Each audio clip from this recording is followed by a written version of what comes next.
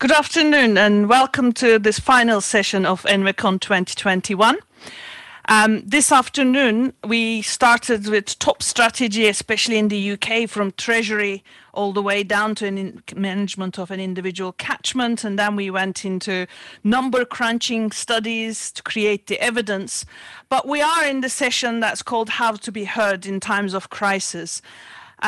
My work has been based on the assumption that better evidence leads to better decisions.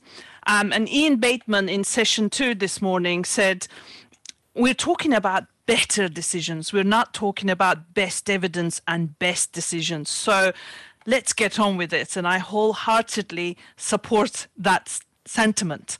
But evidence is not enough. In this session, we will discuss ideas which can help us make more of the evidence we have and perhaps influence how we frame our research. And in short, how can we heard in times of crisis, as the title says. We have two great speakers for you. We'll start with Asif. Asif Noorani is the managing partner in Epiphany Productions. This is his first environmental economics event, and he is here to take us out of our world, if only briefly. A short presentation from Asif will be followed by Ganga Shreedhar, who's a assistant professor in behavioral sciences at LSE, and her work on the effect of the first COVID lockdown on people's perceptions of environmental issues and willingness to support policies was the subject of ACNI's September 2020 webinar. And today she brings her experience from behavioral science, but also will report the results of the survey we sent around with your registration and conference emails. So eagerly looking forward to those results. Neither of us has seen it, so fresh off the press. And the survey will continue after this event, so do engage with it. We'll send you the links. After Ganga finishes, we'll ask you a couple of questions on your poll window. So haikus are now off. The numbers are being tallied, but these two questions will appear, and we'd love to hear from you, and we can share live the answers and talk about them. This is the first time we're experimenting with live polling, so bear with us.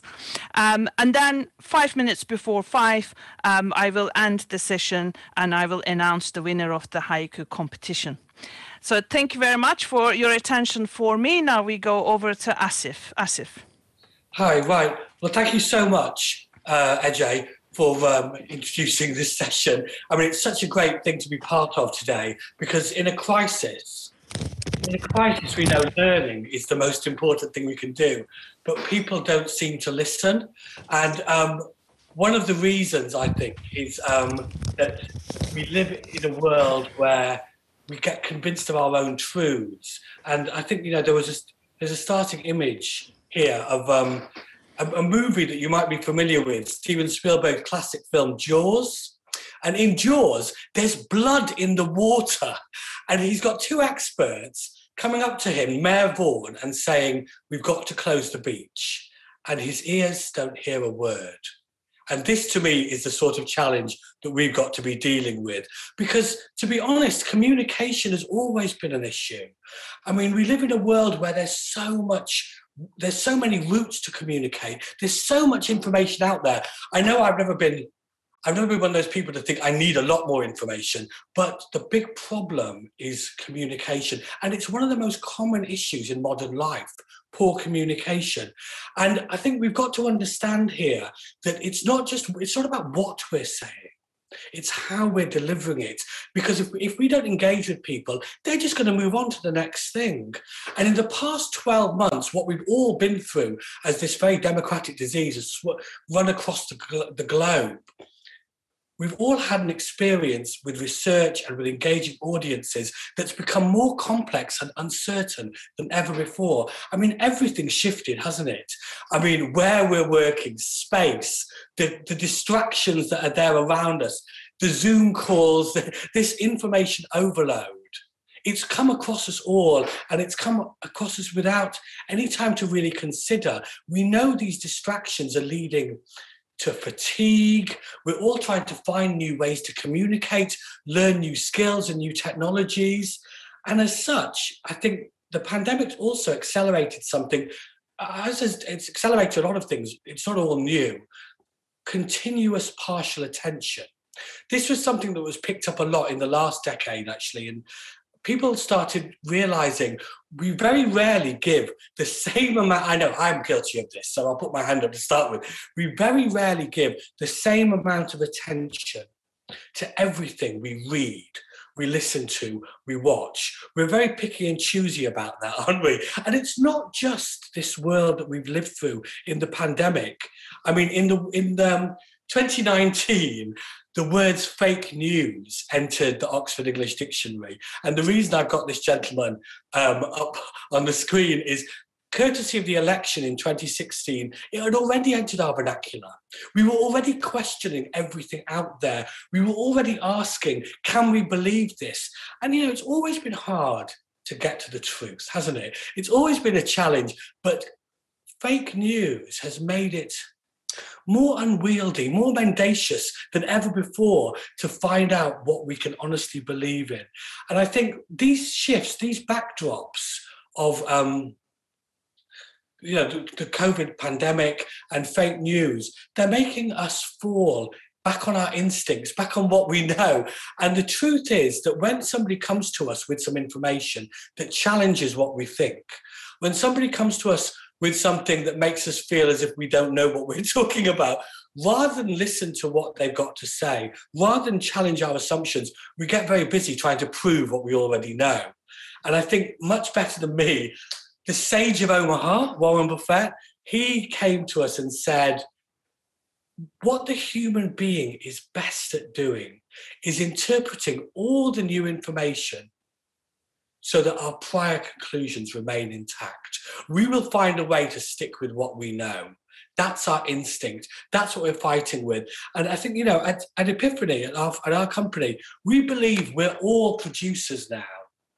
We're all now having to spend our lives, look at the situation we're in now, rather than being in a great venue where we've all taken the time to go somewhere, we're all having a shared experience. We're now spending time in front of a camera, as I'm doing now, as Ece and Ganga are, or behind a camera, as you all are, and as I will be in a moment when I finish my section. And I think what I've learned working in film and television, as much as in consulting, is that when we do a TV show or when we do a movie, we're never in the room when people watch it. I can't rely on me or what I know. It's only what people interpret. And I've taken a lot from that in everything I do to understand how we engage people. I mean, when we've got a TV show, I can't sit in the room and say, watch this, or I know I'm right. If people don't dive in, they'll just turn the channel. They'll move on. So I've had to pick up all these tricks. And what works in engagement, people who only live to engage understand that the human brain is social, it's emotional, it's very, very fallible. And we know that all manner of irrational hunches, prejudices, there's a long list of cognitive bias that we've got to be thinking about. And I know Ganga will come on to talk about all of these. But I'd like to ask, so where do we start? If the world is so complex and confused, what do we do to overcome this? How can we possibly address this? And I think we have to say, we don't start with what we're going to talk about. We start with who we're talking to, our audience. And I've got a little clip here from a master, Alfred Hitchcock, who sums it up much better than I ever could. Will this play if I just move that way? I make many, many different kinds of pictures. And it would depend, what comes along. I have no particular preference. To be quite honest, content I'm not interested in at all. I don't give a damn about what the film is about. I'm more interested in how to handle the material to create an emotion in an audience. It's like, it would be like if one were painting a still life. I find, so many people are interested in the content, that if you painted a still life of some apples on a plate, it'd be worrying whether the apples are sweet or sour. Who cares? I don't care myself. I love that sequence because the truth is he never sat down to say, if you know his work, I want to make a film about birds. I want to see somebody killing someone in the shower. All he was thinking about is how do I make people jump in their seats? That was the reaction that Mr. Hitchcock was after. And everything was guided by that. He gave us such experiences. And I think the opportunity lies with all of us now to start thinking a bit more like a producer or a director or an actor, to start thinking about how we can direct people to the outcome that we want. Now, I know this sounds like a big shift in how we operate and what we do. But the truth is, we're all readers. We all watch telly. We all watch movies. We know what doesn't work. We also know what does work. What we just don't know are the rules. And if we spend a bit more time thinking about how things operate and when they're successful, we'll get to see beyond the smoke and mirrors that a lot of successful engagement is about. I mean, we train a lot of people to think more creatively and to run sessions over Zoom and, you know, the new small screen that is our lives. And the first thing I tell people is when you've learned the rules, you'll never be able to watch or read something in the same way again, because you'll always be deconstructing it and looking for why people are making you think the way that you are feeling now. And it is about feeling.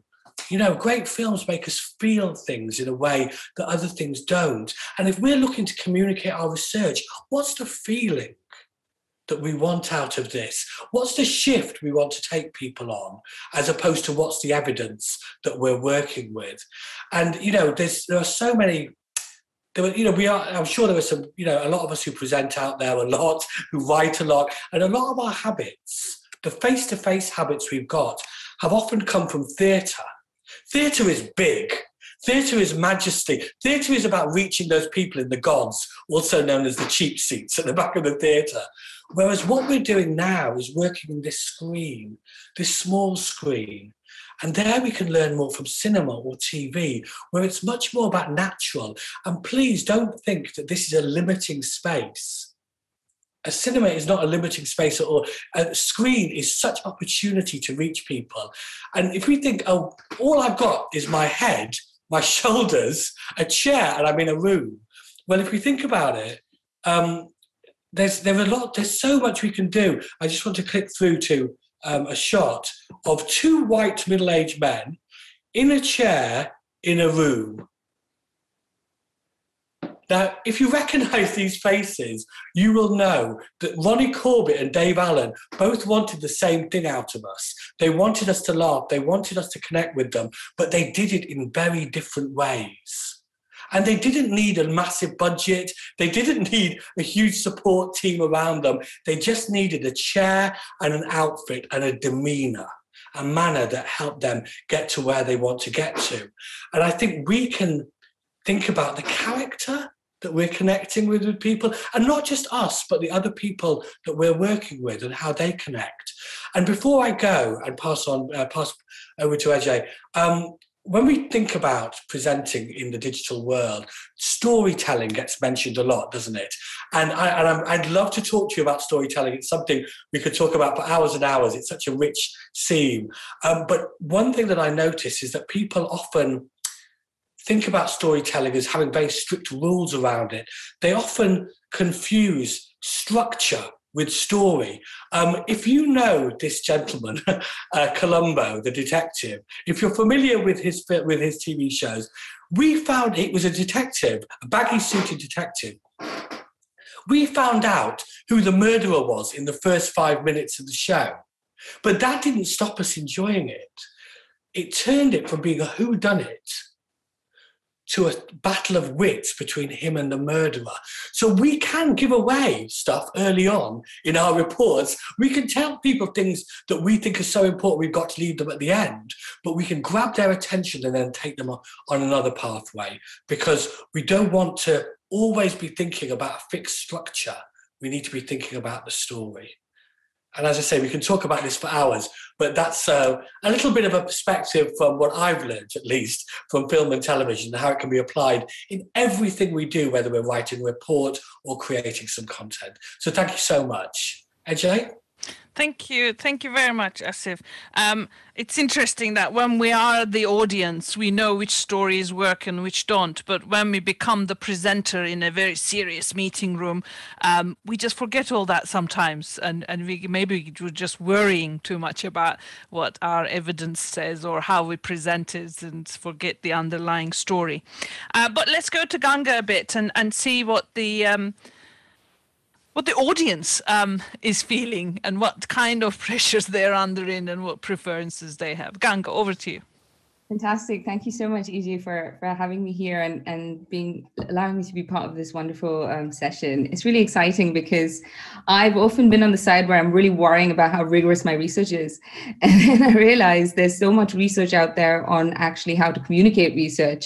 And behavioral science provides us a really important lens to understand very systematically how people actually evaluate the information that we're trying to feed them and what sits with them and what doesn't. So I thought for this particular session, it would be useful to sort of go through a couple of concepts that Asif already talked about actually, and just show you a bit of the science.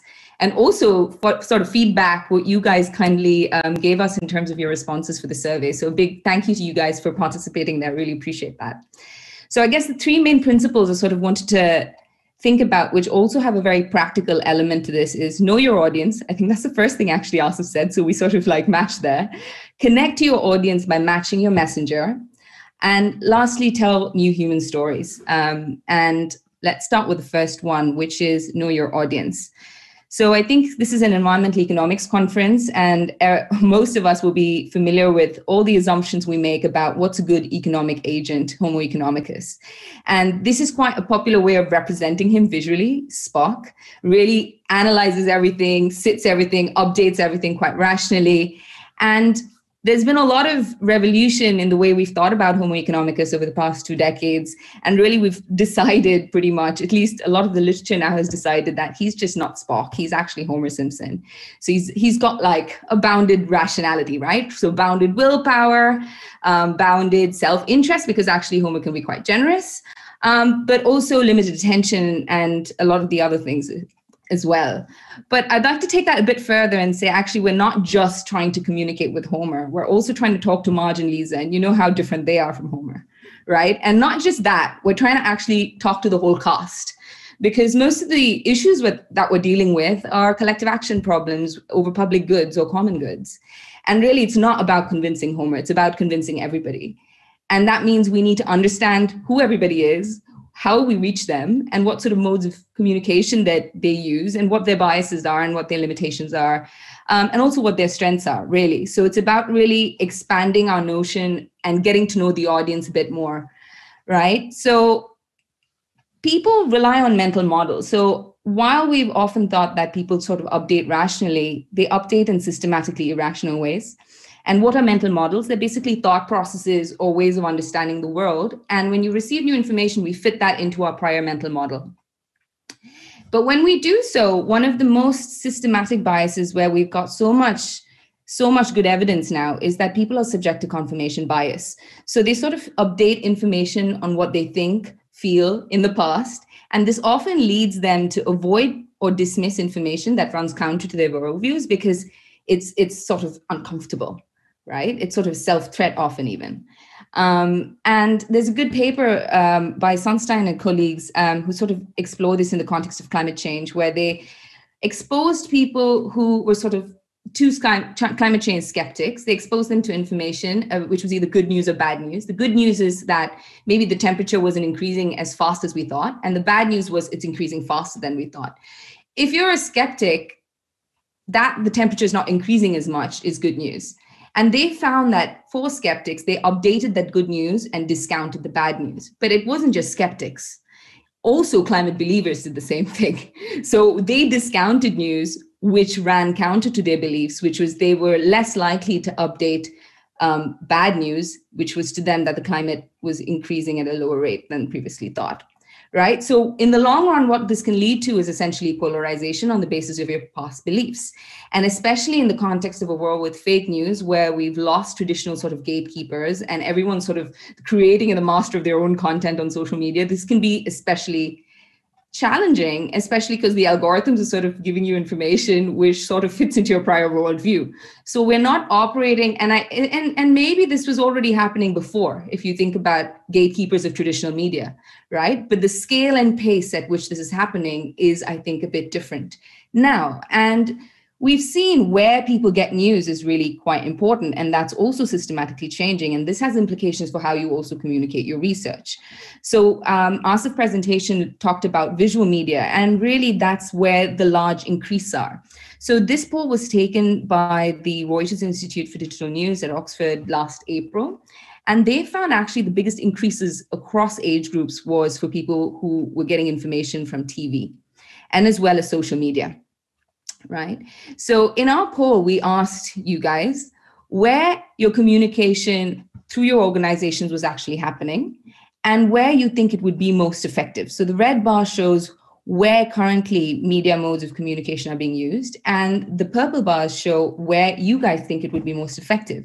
Interestingly, you're not too far off from the research in the sense that many of you thought that you should be doing more with TV, but also with things like podcasts, which I think is very fascinating, as well as social media, right? So you've clearly identified that there's an opportunity to scale up your own engagement on these issues. And this sort of also matches where people are actually getting their information from, right? So it's not just about policy briefs, I think. It's also communicating using non-traditional modes of communication like film, media, graphic, visual, etc. So I guess that's the first thing here, which is know your audience, know where they're getting their news from, and also be aware that they have a lot of biases and limited attention in those domains. And that brings us to the second one, which is really how do you connect to them? And you connect to them by matching your messenger. Get the messenger right.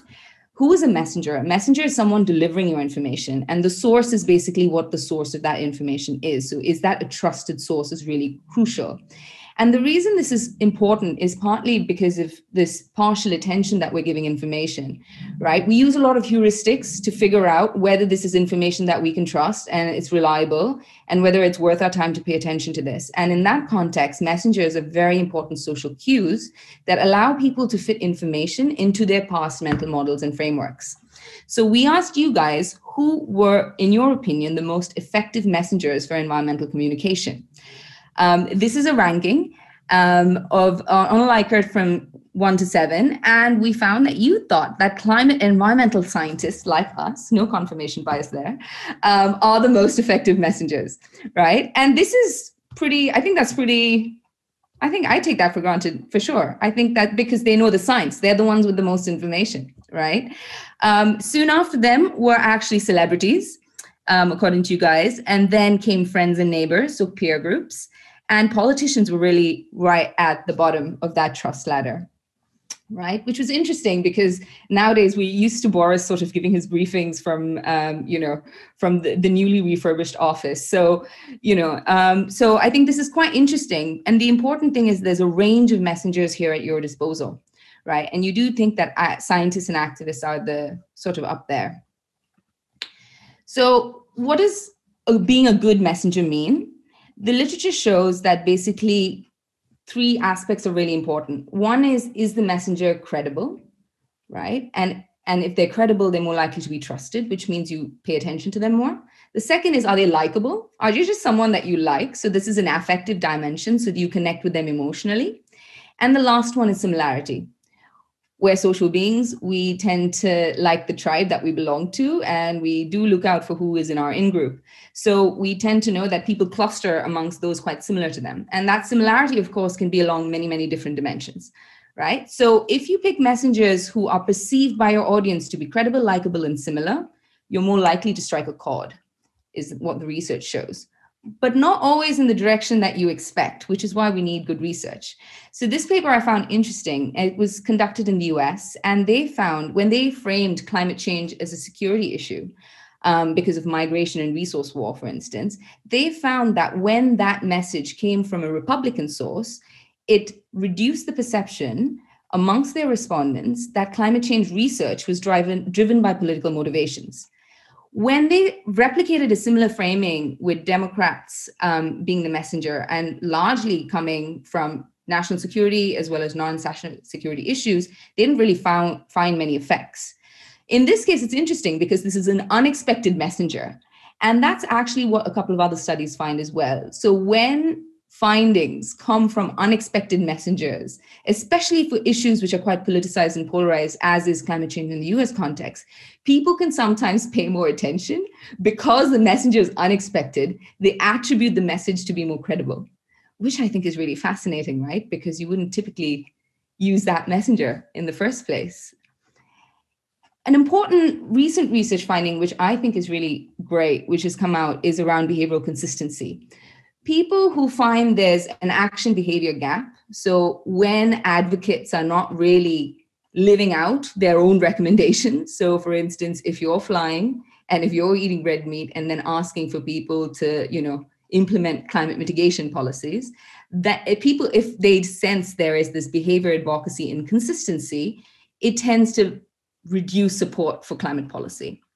So Sparkman et al. Ran a study, again in the US, where they basically varied the messenger's traits. So it was either a neighbor or an expert, like a climate scientist, and they either did a lot of highly sustainable things or they didn't. And then they exposed these vignettes to different participant groups. It was an experiment, and then asked people's willingness to follow advice, which was switching to a renewable source of energy. They found that neighbors were more credible than experts, right? And they also found that when there was this inconsistency, there was a lower willingness to follow advice across all groups. And importantly, they found that even if you were really this big do-gooder, like really really lived your values highly, the effects were not that much different from if you were sort of okay, in terms of you tried your best to be sustainable. Which is interesting, right? Because another research also shows that actually there might be this negative effect of using do-gooders because that might alienate them from people. So your messenger has also got to be accessible and likable often. And importantly, this inconsistency can reduce the power of the message given by the messenger. I mean, the basic takeaway is sometimes the messenger can be more important than the message. And it really depends on who the audience is and how your message is framed and where you're framing the message and where you're putting it out. And this is not just a plug for more research, because we do need more research in the area, but I think it's important things to think through. It's not always clear that climate scientists will push the needle on something you care about. And you could look for unexpected messengers who may work, and we really need to know when and where and how that works as well. I guess the third and last principle in this case would be to tell new human stories.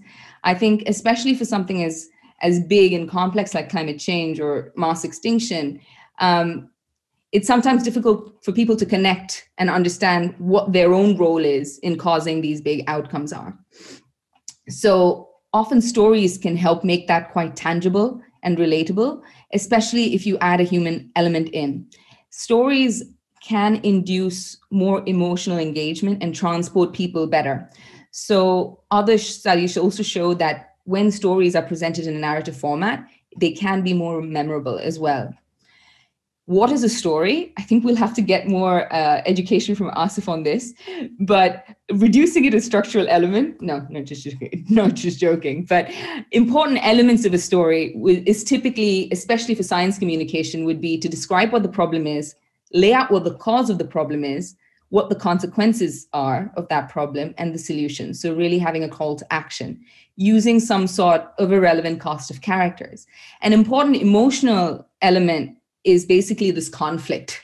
So the story has to create some sort of a conflict and tension and then resolve it. And that resolution and conflict can both be quite important.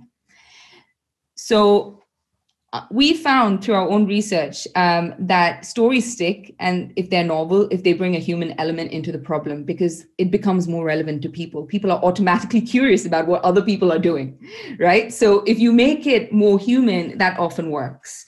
So last summer, Susanna Morato and I did a study where we basically displayed different stories about COVID-19 and nature destruction, where some stories just showed the fact that it was a zoonotic spillover, that the virus jumped from animals. Another set of stories included this human element and said actually it was being driven by larger planetary induced changes because of human activity. And then the third story sort of had a counterfactual, cheeky narrative about the lab, which was making the rounds at the time, for which we don't really have much scientific evidence. So you could think about this as a story with an animal cause, a story with a human cause added on to the animal cause, and a third story with just the lab, right? Which is sort of a counter narrative. We found that actually it was the story with the human cause which shifted and increased support for conservation policy. But the moment you added the lab in, even if it had human cause story content in it, it dissipated support. And we know this is often the case where if you present two opposing viewpoints, that dissipates the effect and the outcome you're trying to get. So often having a balance of viewpoints which are different from each other don't work. What you need to show is where the strength of the evidence lies. And I think that's really important.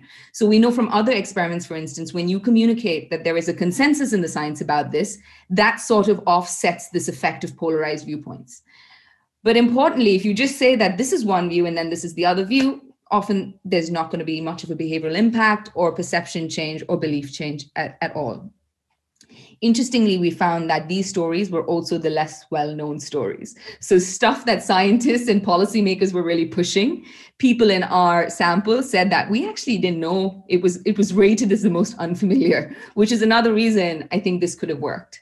Because when stories are novel, they tend to stick. And it's still very unclear how long they stick, how often you need to hear the story, etc. And I think these are all important areas for future research as well. Some good examples, I think, where these cool stories have been put into action in the environmental space was Blue Planet, which explicitly talked about the role of humans having an impact on the natural world, has been, at least anecdotally, as well as in some lab studies, shown to have an effect on participants' willingness to take conservation and climate action. And more recently, very connected to my research, which we did, was actually Chris van Hulliken's 3-part episode on BBC. I would really advocate a listen, called The Jump, where he essentially interviews a bunch of scientists about how viruses have jumped from the natural world to humans and caused things like AIDS. He goes through COVID as well, but especially talks about the human element. He really tries to unpack how was it that these viruses made the jump, and was it because of human action and interference in the environment there? So 3 takeaways: know your audience, including their biases and limited attention. Connect to your audience by matching your messengers and think about who's credible, likable, and who's similar. And also tell new human stories which lay out the problem, the cause, the consequence, and the solution using a cast of characters which are human. That's it from me. Thank you very much. Thank you, Ganga. I was really enjoying that. I forgot you were about to finish. Okay, that's great. So we've got a couple of questions on the Slido, which I will cover. But we first ask questions to the audience. In fact, this kind of speaks to one of the comments that Sam has made. But as I said, will come. So can we have the question on? Brendan or Ollie, is that coming on Slido? Because I can't see. Yeah, there it is. There we go. How much more confident are you using digital communication now compared to pre-COVID times? Is that just one person? 3. Okay. I think our participants can see this poll happening on the right of their video stream. And we can see it here as well. That's great. Be interesting comparison, I think, wanted Ganga to the results of the survey before the conference. I'm going to come to you both to make some responses, so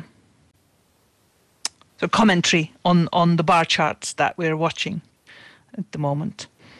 That's all right.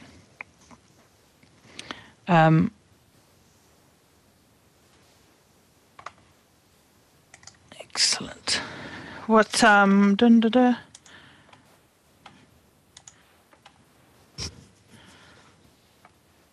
about half or no, a third of the people online that I know of have now voted.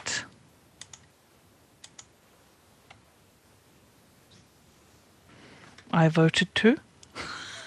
I am one of the people. You are the expert. There we go. I've divided us, and I shall rule.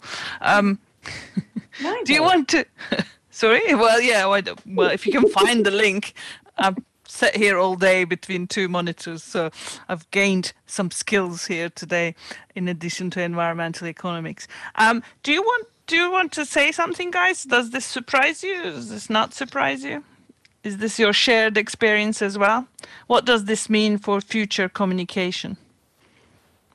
Well, it's great. I mean, we've all had this accelerated learning, haven't we? And I think, it all just happened overnight, that we had to get used to it. And, the versatility of human beings is our species' greatest strength, I think, that we can get into things. I think one thing that I'd like to say, because I think it's great to see that people are feeling so confident, but as is all often the case when you get into something new, you can get into bad habits quite quickly. And feel, and also there's been very little commentary while we've been going out there communicating. Like when you come out of a meeting and you speak to your colleagues on the walk to the lift, and you talk about what it was like, but there's very little of that commentary going on, in my experience, about how we're communicating. So hopefully, when people are, feeling confident, they're getting feedback, they're giving tips and tricks to other people, they're learning. I think, this is a real opportunity, isn't it, for us to share what the last 12 months has given us all. Mm-hmm. Absolutely. I think I've become much more confident, partly because I didn't use Zoom that much before. Use it a bit, but you sort of get thrown in and you sort of have to learn. And I think what could help is the fact that we've all sort of done this together. So everyone was sort of going through the change together and sort of coping together. And I think there is some sort of stated, it's a survey maybe which is coming out, and we've been looking at some Twitter data as well, which shows that post-COVID, at least last year, there's an increase in a we sentiment through this. And the sort of that we're all going through, like, using digital modes of communication together. We're going through the pandemic together. And I think that does facilitate greater learning, because learning is not individual, it's social. And I think that can be quite interesting from an organizational point of view, because organizations can also help support and make other sorts of communication modes also more social as well, through structured support. I think that's one. And I think the second thing is, I think this point on there can be well-being costs to being online all the time, and not just well-being, but also sort of social connection costs. So things like the conversations around the water cooler and feeling alienated. And not everybody has, obviously, the sort of structures and support mechanisms. And it can increase inequality because some people have access and some people don't. And this has implications for how you communicate your research as well. So I think all of that is really important to think about. Both of you said something about sort of talking to people after the meeting or in the chat function. And one of the questions we received was from Sam Botterill, and he was saying that he perhaps is not, this is not his words exactly, but I can't see the question screen anymore. Perhaps it's not that surprising that neighbors are better messengers than experts for some things, because you have a chance to debate with your neighbor, whereas experts are distant from you. What's your take on that? And is that a big loss that we're not perhaps as good, and chat functions are a bit risky? You could chat to wrong people on Zoom. What's your take? I think that's really interesting. So I would say it depends on the type of message and what you're using the messages for, and potentially using them both is not a bad idea. So, especially given the scale of the problem that we're facing at the moment, we do know that peers have huge amounts of influence, right? And I think this fits to the previous point I was making, which is we're all in this together. So everyone is sort of learning together. So you don't feel like, especially when people like you are navigating something, there is a social norm peer comparison effect. And you want to sort of implicitly adhere to the norm, because we like to conform with some things. So in that sense, peers can be very powerful. But I think experts give people the credibility, typically, if they're not politicized, that neighbors might not have. So in terms of, is this actually a trustworthy finding? And it might be, if you could think about social media influencers, for instance, which are really emerging as a strong demographic amongst particular groups, that's an interesting combination of celebrity come peer, right? So especially, and there's some other research which also shows that people are more likely to listen to doctors in the US, and it was a randomized controlled study, if doctors were matched on ethnicity basis. Mm-hmm. Not just because we have an implicit liking, but because people can speak the same language potentially and make cultural idioms. It's not because of anything else, but they get through, or maybe they're less racist. I don't know. There's various ways you can think about how you match that, but I don't sense a tension there necessarily. Yeah. Asif, did you want to come in? Or? No, I mean, this is slightly tangential, but I'm actually in the midst of doing some research on the future of work, and I'm only talking to people who graduated in 2020 and have been onboarded during lockdown. And what's interesting, one of the consistent themes is everyone's nervous of speaking out too quickly because everything's being recorded. Now there's this sense of, so I think the transparency, we thought, oh, this is great because introverts will be able to speak up, and we thought actually we're creating a lovely level playing field. But, to go back to Ganga's point, I think actually we've actually got a greater hunger for authority than before, because we just don't know within our own networks, our immediate networks, who's saying what they should be saying, because it's all being done on the screen. And I think that's why it's getting, this is the conflict, isn't it?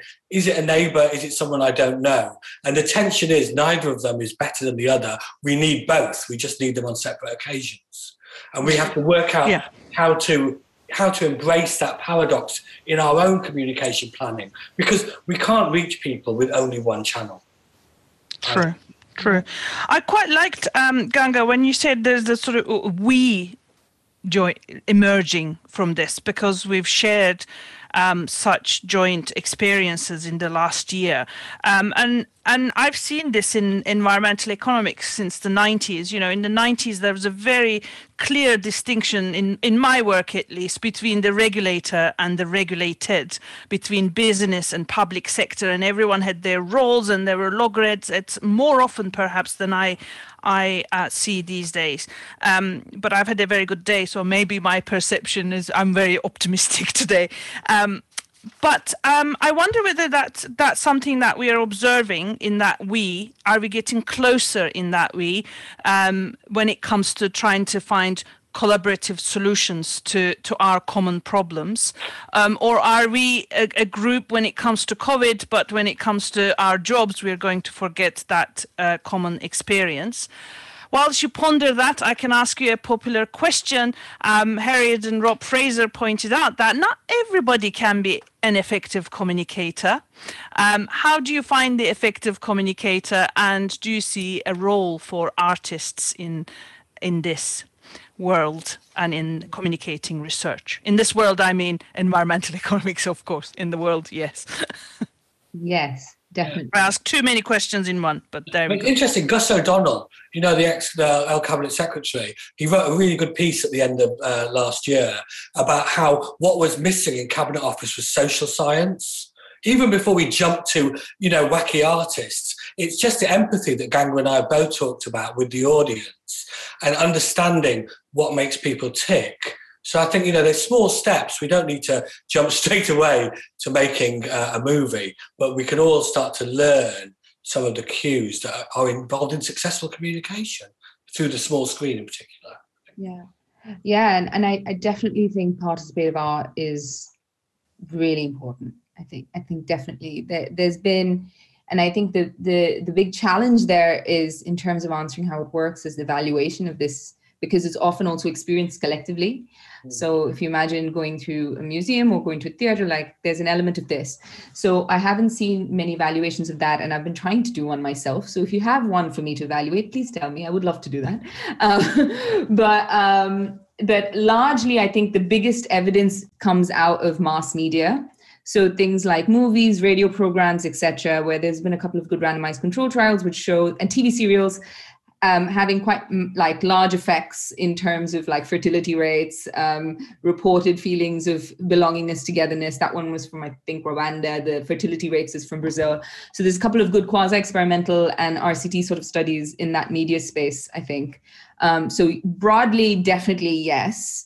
In terms of the environmental space, there's a paper which looks at temporary spike in offsets, for instance, after an inconvenient truth was sort of perform. But again, I think the big challenge is actually to think about, do these effects stick? Is it a question of having a high dose, so constant communication about this?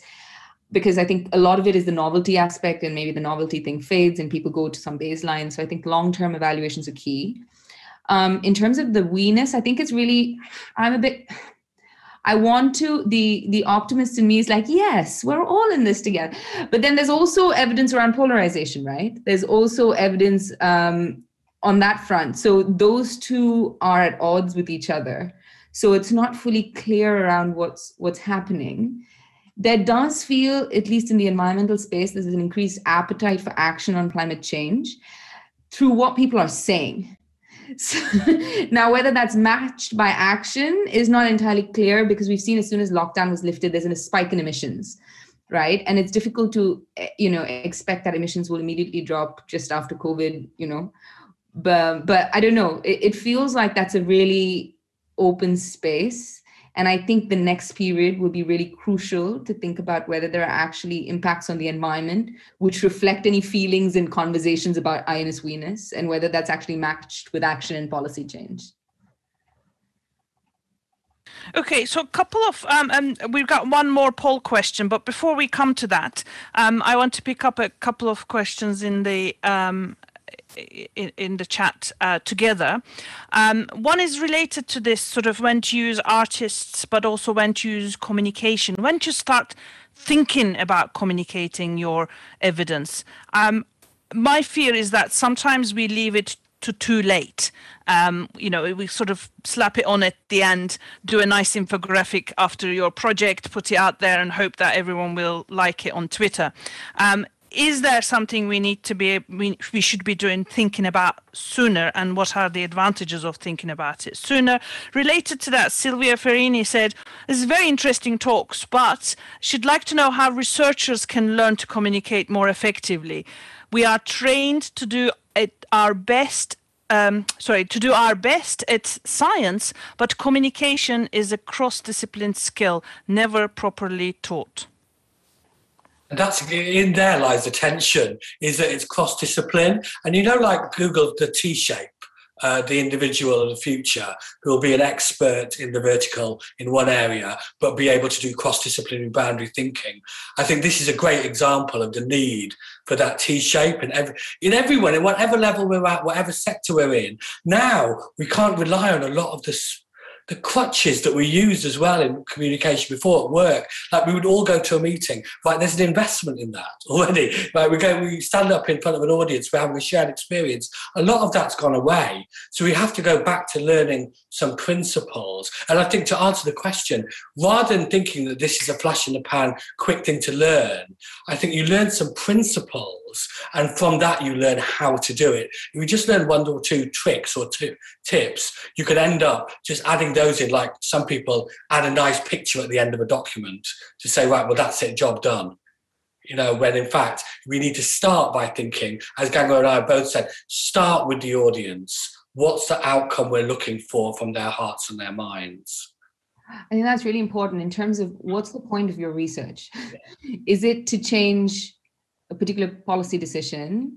Then from the start of the project, how are you going to make sure that it reaches the people and your audience as a part of your project planning process? And the other thing is, I think we don't have to do it alone. There are so many people who do this, right?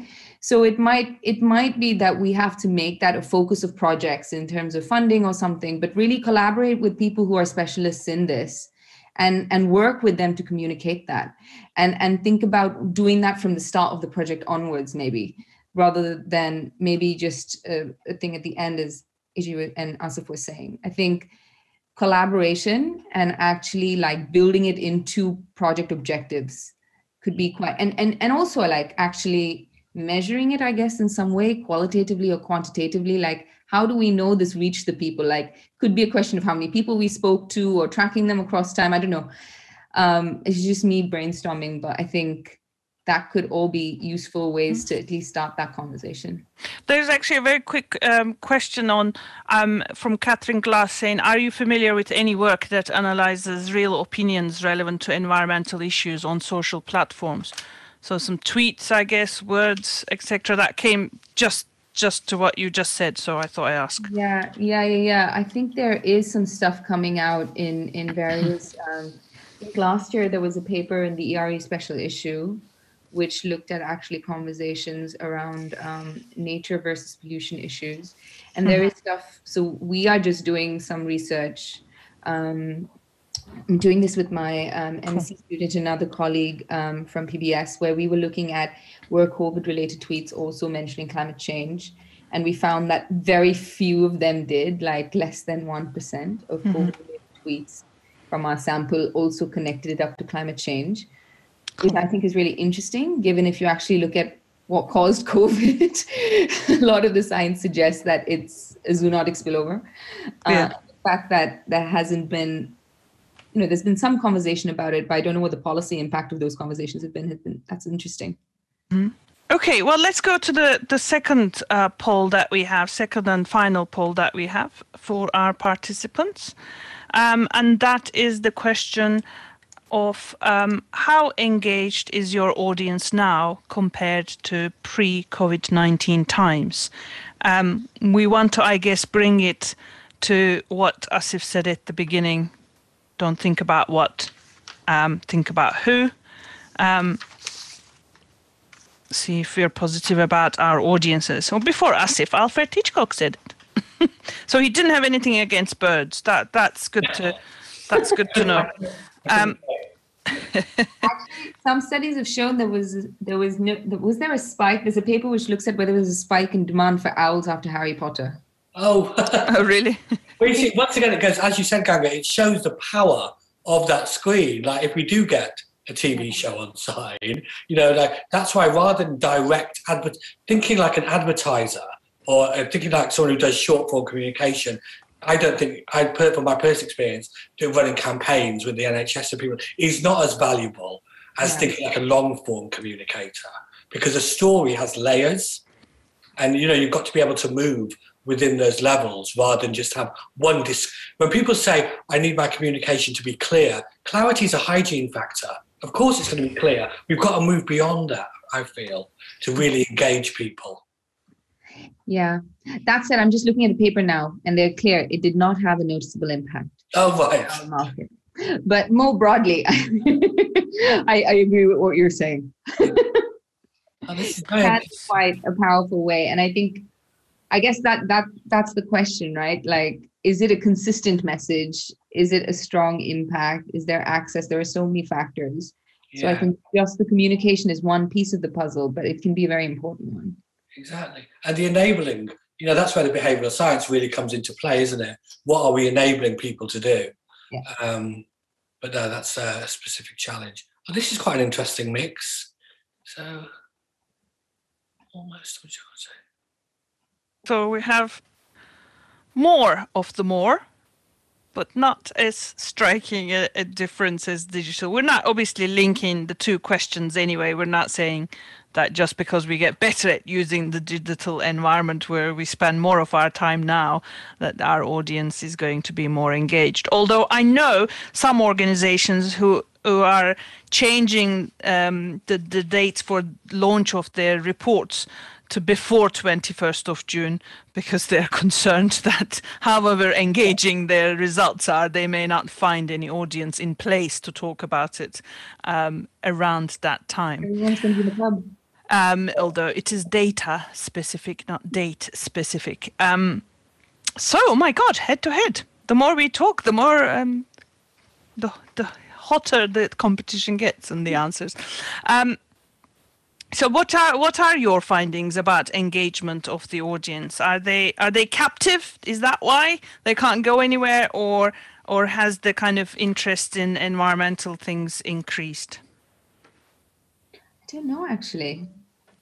It's difficult to say in terms of, one way to look at this would be to actually look at like newspaper coverage. And of course that has been full of COVID. So that has sort of dominated the past year. Another way to think about it is, for instance, conversations on social media. But again, that's a selected group. So in terms of what people are experiencing and talking every day, in the domestic sphere, etc., is not fully clear. So I think that's a really interesting question, but it's not fully clear. One thing which did come up a lot was when there was no traffic, you could see like there were conversations about the quality of air improving. And I think there were some articles coming out there with actually the fact that it wasn't that polluted made people, you know, talk about how they appreciated the environment more, which was interesting. So thank you very much. So this is my alarm going off to remind me that there's 5 minutes to the end of the session. I can't find the phone. Oh, there we go. Just one thought perhaps from each of you to leave our listeners with, or audience with. What would you like them to do next about improving the way that we all communicate about the need and urgency to act on the environment? My point, I think what I'd say is, to echo actually what you said earlier, Ece, please don't think about communication as a secondary or a nice to have or an add-on. It's at the very heart of what we do. And if we haven't necessarily got the confidence or the skills, then I think we need to get all the partners to do it. We have to go out there and find them, because we can have the best work, the fantastic research, the diligence, all the right boxes ticked, but if no one ever hears it, or no one acts on it, then we're not really achieving the goals that we're aiming for. Yeah, and I think there's a lot of research from behavioral science which can really shed light on this, right? And we've touched upon a couple of things here, like things like confirmation bias, things like thinking through who is your messenger, are they credible, are they likable, thinking about when you communicate your research, is it in a sort of story format, for instance? Is there ways you can experiment with that? Can you collaborate? There's a lot of research already available on how to communicate science and the biases that often your audience will have in doing so. And I think there's a lot of that research out there, just needs to be integrated. Yeah. Maybe in short, let's put ourselves in the shoes of our audience or the decision makers who we are trying to influence, and they're not just one group of people, but they also have their own restrictions, their resource capacity, etc. So let's think how can we move in baby steps, perhaps. And I must say, Alistair McVitie's thing, do watch that Star Trek reboot film where the young Spock is learning about public goods. So thank you very much, Ganga and Asif. I'm going to kind of close this session, but because we now need to, please stay online, both of you, we need to announce the winner of the haiku competition. Can I have that on my screen? Because I don't actually know who won. The votes are being counted. I feel like a Eurovision thing coming on. It was, can I see it on the screen? It was Tabia Stockel with, I hope I've said that right, with haiku number 22. Reaching for the sky to find you've lost the ground that nurtures you so dear. Thank you very much, Tabea, for your submission. Thank you very much we'll be in touch with you for your prize. This is where you miss meeting in person. I would have liked to shake your hand. I would have liked to thank loads of people in person, including all our speakers, delegates, my colleagues at eftec, Ziggy and Patrick, for organizing, for making this day so wonderful. And the scientific committee for envecon, who've been working with us for years. I hope you enjoyed the day. I hope you've been inspired. And I hope in some way or form we will see each other again next year.